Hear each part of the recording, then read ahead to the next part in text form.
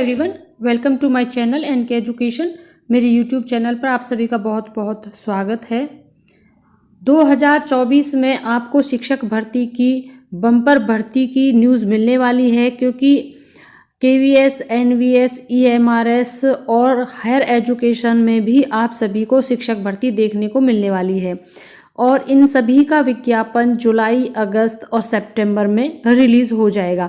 जिनमें KVS recruitment की हम बात करें तो उनके लिए क्या क्या रिक्वायरमेंट है, कब तक यह नोटिस आएगा और किस किस पोस्ट पर आएगा, यह हम पहले बात कर लेते हैं। एंड देन एनवीएस और फिर ईएमआरएस का हम करेंगे, क्योंकि साथ में यूजीसी ने भी एक बहुत इम्पोर्टेंट नोटिस जारी किया है, जिसमें उन्होंने अपने जितनी भी यूनिवर्सिटीज़ हैं, कॉलेजेस हैं, उन सभी से 31 जुलाई 2024 तक अंतिम समय देते हुए जितनी भी वैकेंसीज़ हैं उनका ब्यौरा तलब करते हुए उनको भरने के आदेश दिए हैं। तो आपको पीआरटी से लेकर हायर एजुकेशन तक सितंबर तक सभी के विज्ञापन देखने को मिलने वाले हैं। और अगर आप तैयारी में लगे हुए हैं तो आप अपनी कमर कस लीजिए, क्योंकि आपको जो भी आपकी एलिजिबिलिटी है उसके अनुसार आपको हर एक पोस्ट पर विज्ञापन देखने को मिलने वाला है। तो केवीएस में जो रिक्रूटमेंट है उसका है, एक आपको KVS recruitment offers a significant opportunity for individuals seeking to shape their career in the field of education. तो आपके लिए इम्पोर्टेंट है केवीएस का, अगर आप अपना एजुकेशन के लाइन में अपना करियर देख रहे हैं तो। और the recruitment offers various position for educators and administrative staff. आपको इन सभी में अगर एजुकेटर और साथ में एडमिनिस्ट्रेशन में आप जाना चाहते हैं तो इसमें भी रिक्रूटमेंट निकलने वाला है। द पोस्ट इंक्लूड, साथ में जो और पोस्ट इंक्लूड की जाएंगी, PGT, TGT, PRT and several non teaching positions. तो ये सभी वैकेंसी निकलने वाली हैं, जिनमें PGT, TGT, PRT and several non teaching. तो नॉन टीचिंग का भी आपको देखने को मिलेगा। KVS recruitment procedure for teaching position comprise 3 primary phases. ये 3 फेजेस में किया जाएगा, और जिनमें in addition to eligibility verification, जो कि अपना उसी के अकॉर्डिंग उनकी एलिजिबिलिटी वेरिफिकेशन होगा, जो 3 प्राइमरी फेजेस में किया जाएगा। Candidate must complete the application submission based on eligibility, written examination and interview. तो आपका एक रिटन टेस्ट होगा, उसका एक इंटरव्यू भी दिया जाएगा कैंडिडेट का, जो केवीएस में होगा। ये केवीएस का है, आपका एग्जाम भी होगा और इंटरव्यू भी होगा। जिसमें अब हम बात कर लेते हैं अगली एनवीएस की।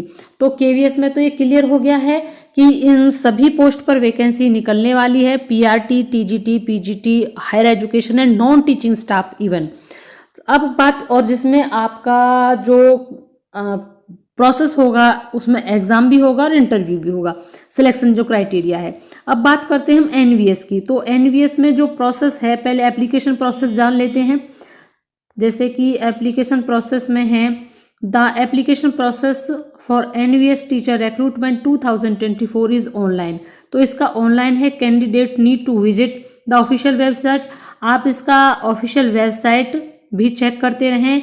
Fill out the application form and submit it along with the required documents. जो जो रिक्वायर्ड डॉक्यूमेंट्स मांगे जाते हैं वो आपको फिल करने हैं।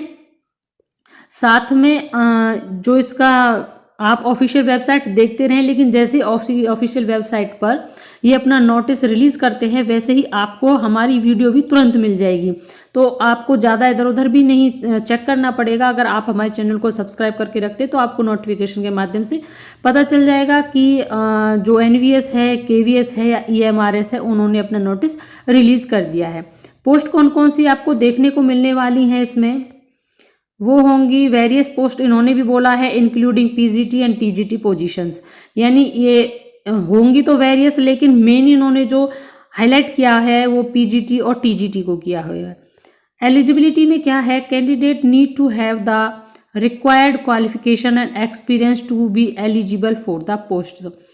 अब इसमें एक तो जो नोटिफिकेशन आता है मोस्ट डिपेंड उसी पर करता है, क्योंकि हर साल या 2 साल जितने पर भी विज्ञापन रिलीज किया जाता है उनमें उन्हीं क्राइटेरिया के आधार पर ही हमारा जो फॉर्म होता है उसको फिल किया जाता है, क्या एलिजिबिलिटी रखी जाती है। कई बार एज का क्राइटेरिया भी चेंज हो जाता है। मान लीजिए बहुत सालों तक किसी मान एनवीएस या केवीएस या किसी अदर डिपार्टमेंट में बहुत लंबे समय से वैकेंसी नहीं निकली है, तो उसमें एज क्राइटेरिया का रिलैक्सेशन मिल जाता है, क्योंकि काफ़ी लंबे समय से वहाँ पर रिक्रूटमेंट था ही नहीं।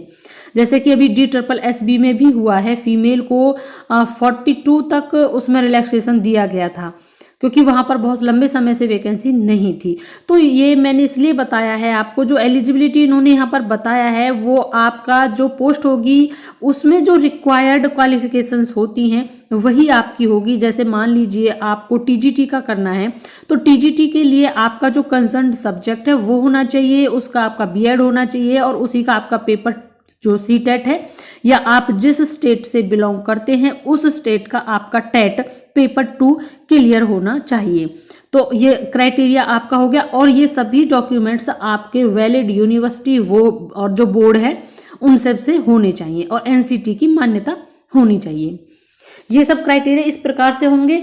बाकी का जो नोटिस जारी होता है उसमें डिटेल्ड में सभी एलिजिबिलिटी क्राइटेरियाज दिए हुए होते हैं, चाहे वो एज का हो और चाहे वो आपकी क्वालिफिकेशन का हो, वो सभी उसी समय पर क्लियर करना ज़्यादा बेटर होता है अब के मुकाबले। तो ये तो आपका एलिजिबिलिटी का हो गया। फॉर एग्जांपल मैंने TGT का आपको बता ही दिया कि ये तो होगा ही होगा, ये है मस्ट है। आगे अब हम इसका एक सिलेक्शन प्रोसेस भी देख लेते हैं कि सिलेक्शन प्रोसेस क्या होता है NVS में, जिसमें selection process involves A merit list creation based on qualification followed by an interview. यानी कि जो आपकी क्वालिफिकेशंस हैं उनकी मेरिट लिस्ट बनेगी और आपका इंटरव्यू भी लिया जाएगा। यानी कि यहाँ पर अभी एग्जाम की कोई बात नहीं है, यहाँ पर आपकी मेरिट लिस्ट एंड देन आपका इंटरव्यू आपका सिलेक्शन का आधार होगा।